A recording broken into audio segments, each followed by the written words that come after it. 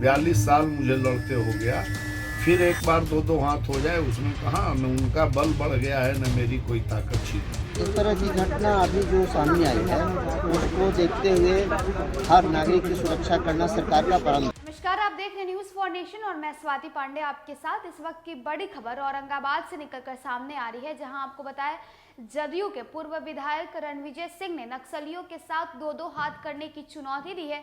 दरअसल बीते दिनों पूर्व विधायक रणविजय सिंह और भाजपा के सांसद को जान से मारने की नक्सलियों ने धमकी दी थी, जिसके बाद अब जो खबर सामने आ रही है वो ये है कि पूर्व विधायक रणविजय सिंह ने नक्सलियों की धमकी को चुनौती के रूप में स्वीकार किया है और नक्सलियों को दो हाथ करने की जो है चुनौती दी है।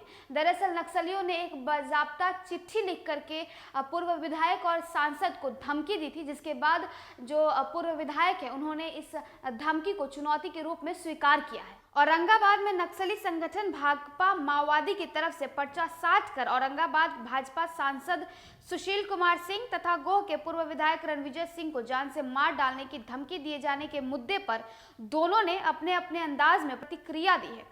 दरअसल पूर्व विधायक ने उन्हें चैलेंज करते हुए कहा है कि न तो नक्सलियों का बल बढ़ा है और न ही उनकी ताकत क्षीण हुई है। उन्होंने एक बार फिर से दो हाथ कर लेने की चुनौती नक्सलियों को दी है। उन्होंने कहा है कि 42 साल गुजर गया लड़ते लड़ते, फिर एक बार दो हाथ करने के लिए मैं पूरी तरह से तैयार हूं। पूर्व विधायक ने कहा कि वह नक्सलियों की धमकी को गंभीरता से नहीं लेते हैं।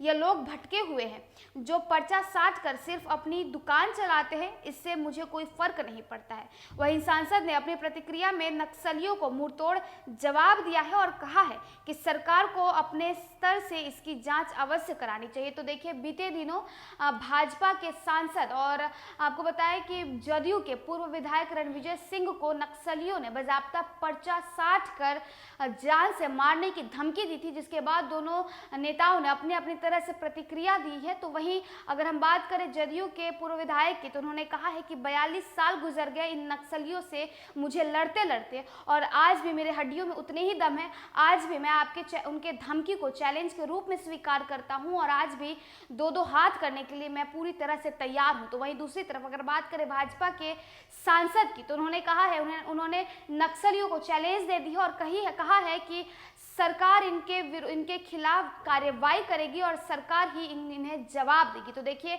ये दोनों नेता किस प्रकार अपनी तरह से प्रतिक्रिया दे रहे हैं, आपको वो सुनवाते हैं। उससे पहले आपको चिट्ठी भी दिखाते हैं जो बीते दिनों एक पोस्टर के रूप में नक्सलियों ने इन दोनों नेताओं को धमकी के तौर पर दिया था।